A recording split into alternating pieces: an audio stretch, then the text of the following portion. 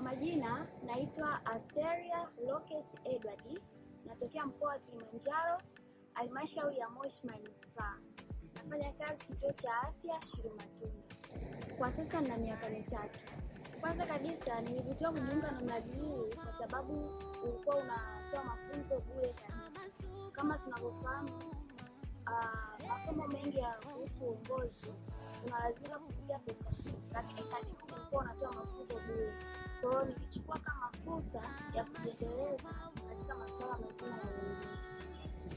Wakati wa mafunzo tulipewa fursa ya kuchagua viongozi ambao watatujenga katika masuala ya uongozi kutoka kwenye timu ya halmashauri. Niliweza kumchagua kiongozi ambaye alikuwa akinivutia namna anavyoongoza. Huu ulikuwa ni wakati mzuri sana kwangu, na hata pale nilipotaka kugombea nafasi ya uongozi katika ngazi ya mkoa kama katibu mwenezi wa chama cha wauguzi, aliweza kunisaidia na hatimaye nilishinda na kupata nafasi hii. Wakati wa mazungumzo yangu ya kila wiki na kiongozi wangu katika mradi huu, aliweza kunishauri swala la kuongeza elimu.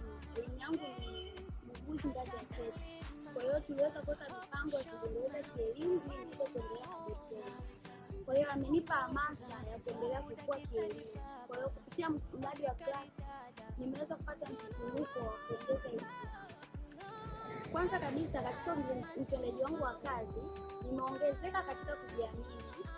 Hiyo imenipa uhusiano mzuri na wale watu ninaoongoza. Mara kwanza nilikuwa sina hii hali ya kujiamini, lakini baada ya kuhudhuria mafunzo ya klasi niliweza kuwa na kujiamini, lakini pia tulijifunza masuala ya utatuzi wa migogoro. Kwa hiyo ninaweza kutatua migogoro vizuri na wale watu ninaoongoza. Masuala ya mahusiano na wale unaoongoza yameongezeka kabisa, lakini pia kufanya kazi kwa kushirikiana. Hii ni mojawapo ya faida ambayo nimeipata baada ya kuhudhuria mafunzo haya.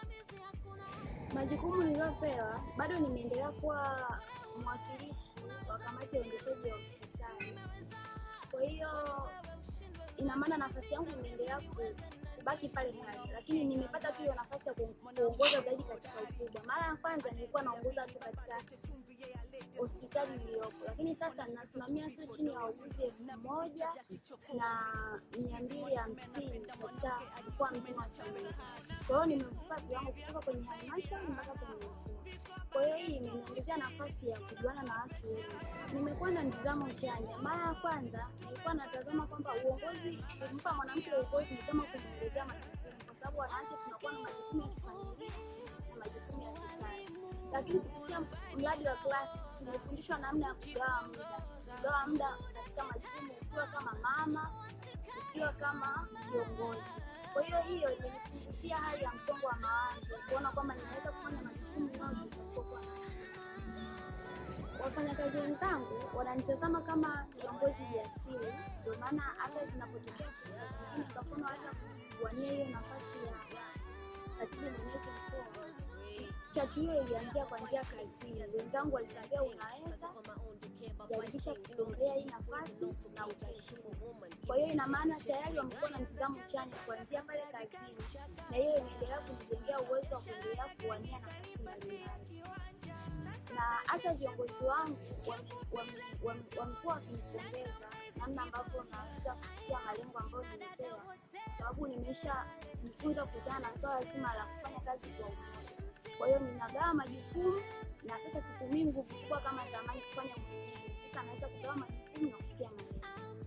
Kwanza kabisa ningeweza kuwaambia wanawake wenzangu ambao watapata fursa huenda ya kusikia habari kuhusu mradi kwamba wajiunge na mradi, kwani unajengea uwezo kama wanawake katika masuala mazima ya uongozi. Ingawa wanawake tuna majukumu mengi ya kifamilia na kikazi, lakini kupitia klasi tunajengewa uwezo wa kugawa majukumu ya kifamilia na majukumu ya kikazi, na hii inaleta matokeo chanya katika masuala mazima ya uongozi kwa wanawake. Mimi ningeweza kuiomba serikali yetu ya Jamhuri ya Muungano wa Tanzania iendelee kuunga mkono juhudi ya taasisi mbalimbali ambazo zinasaidia kuwainua wanawake, hususan kwenye sekta ya afya.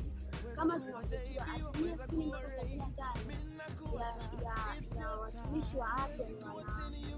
Kwa hiyo majukumu ya kiongozi huenda pia yako kwa wanawake.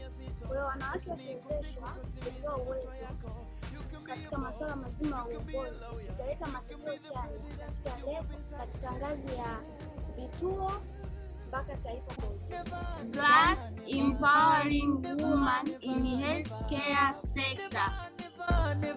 Usikate tamaa, maana Mungu anakuona.